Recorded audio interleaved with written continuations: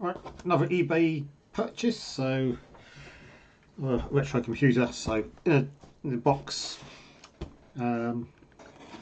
is something which not very many were made. I actually remember at a computer show in Olympia back in the early 80s when this was originally announced and they had the demo versions. I can't remember if you could actually buy them at the show, but certainly they were there.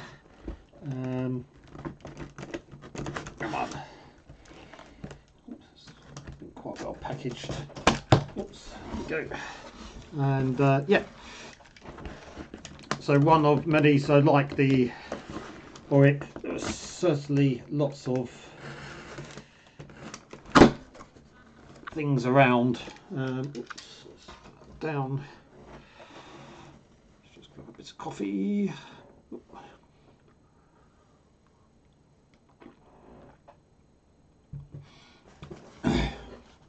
Yeah, so there's certainly lots of things around, and so it's been quite well wrapped. So much stuff going into recycling, it is unbelievable. Oh, it's actually boxed. Let me just take this off. Got a box with a box. So kudos to the person here that bought this off, who's wrapped it actually really well. So got some bubble wrap. I think a friend of mine sends a lot of stuff on eBay, so I'll save some of this bubble wrap for her, so she can actually reuse it. Otherwise, might as well recycle things where we can, or reuse. And nearly in. Actually, the box is in quite good condition.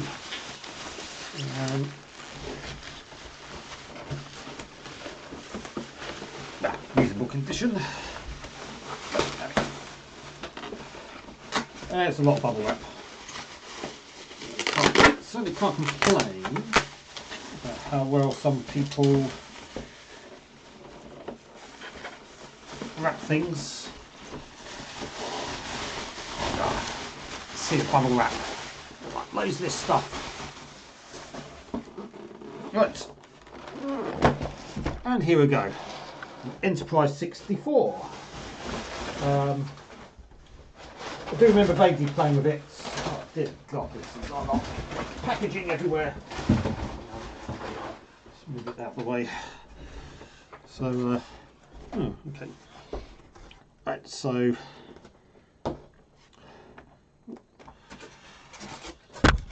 see, there's a little bit of damage, so I'll probably have to replace a couple of tiny little bits.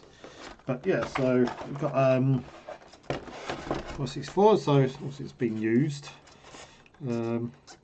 Probably should be a little top on that, I vaguely remember. And yeah, function keys. So let's just see what was in the box. So I did read recently that the basic was actually stored on a ROM cartridge, which is certainly different. I guess it saves internal costs a bit with ROMs stuff internally. What we've got here, a unlabeled cartridge, 1984 Enterprise. Oh no, it's empty. What on earth?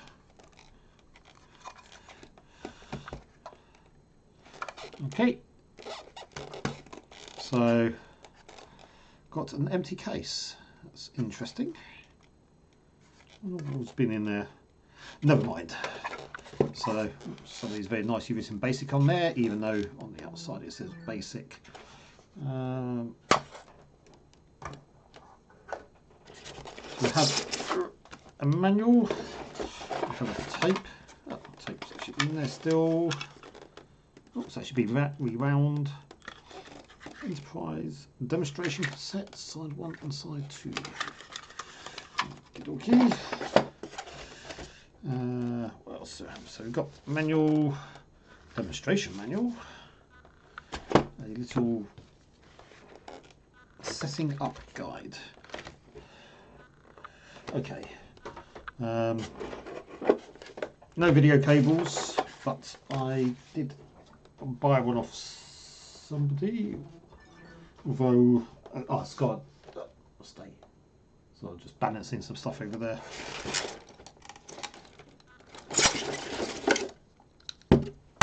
Oops. So it's just it's in the box. Just move that out of the way.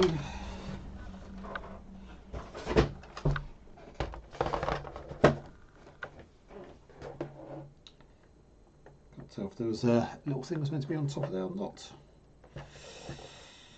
So we've got function keys, hold, stop, erase, delete, enter. Slightly weird keyboard actually. It's sort of slightly Spectrum-esque, I guess. There's not really much travel on the keys. It's, I think, typing on this long time, you'd actually get really tired hands in the end if you suffer anything from like RSI. Then I think it will certainly be problematic.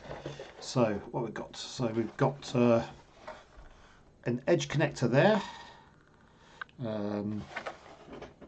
Okay, so it looks like I've got a cartridge port there. So I'll assume then that we get our basic cartridge and literally just insert it. So we'll come back to that one. What else we've got? Power, RF, power, RF monitor. So literally the monitor bit is actually just an edge connector, which is quite rare. So let's see what they've actually done. Oops, let's actually turn this around so I should see it better. So obviously they've cheapskated it a bit, even though it's quite pricey at the time. What else we got?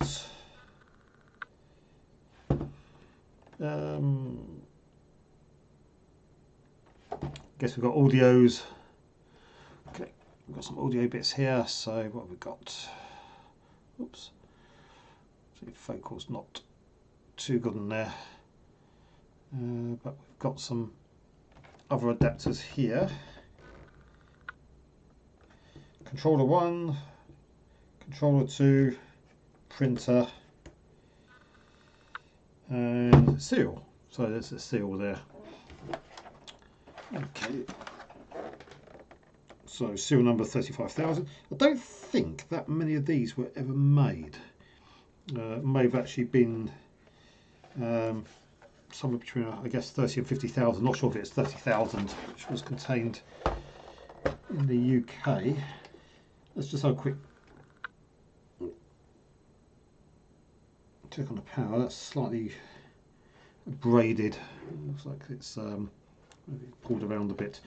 Let's just check power on that is. So have our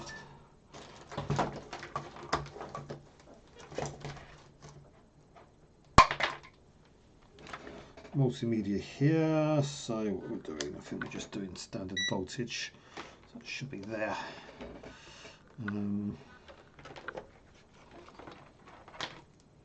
Just detangle the cables slightly. Blah, blah, blah, blah.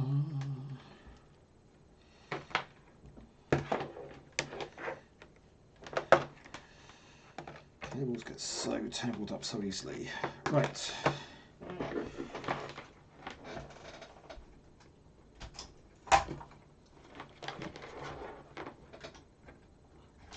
if this works.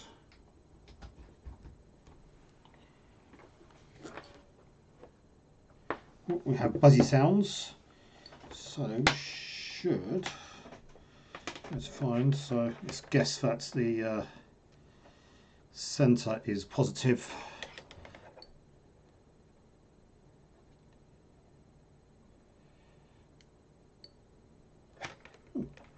making some plinky sounds.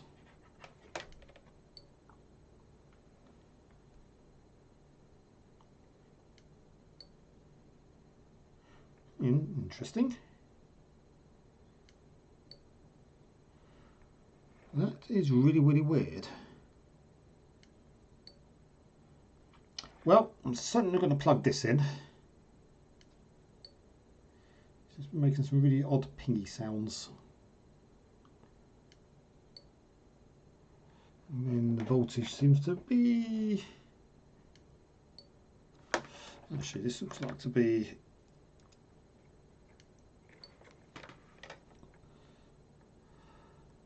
negative in the middle. Well, that's not good. The fact that it seems to jump weirdly up to a huge number. 400? Jesus. That's certainly fry things. Well, it's making some odd sounds. So what I'll do is I'll do a little bit of research, find out what it is. What have we got? 5 volts. What input? 2 amps out, it should be 9.5 volts. So 2 amps, 19 watts. So what I'll do is I'll use one of the adapters I've got somewhere. Find which one of these I've got will actually fit. Seems to be similar to that one, so it looks like that one. So what I'll do is I'll switch this around, but that is, yeah, it's really odd. So I'll find out whether this is actually working in a little bit. Okay, so part 2 of the video. Got the, whoops, the Enterprise 64 power supply. One thing I found on it, so I realised it was dodgy voltage, is the end cable is somewhat frayed, so it looks like it's shorting out, which I discovered, which was somewhat of a pain, but in testing my voltmeter, I did actually manage to get to a point where, I guess because there's no load on it, it was outputting 12 volts. I'll see if I can take this apart at some point so we can actually repair it. The problem is, it looks like there's some screw holes. I can't see it too well. Actually, this way around. And it looks like they filled in the screw holes, so I might just get a drill just to see if I can drill them out, and then have a close look, see if we can actually cut this back a bit and actually reinsert it. So that'll be a later video. It did say it's got 9.5 volts out, so I should have, which should be fairly equivalent, is, well, it's actually 9 volts, which I assume be okay. Let's have a look. So I think, if I remember rightly, this was, oh, nope, I think it's center positive. Let's have a look.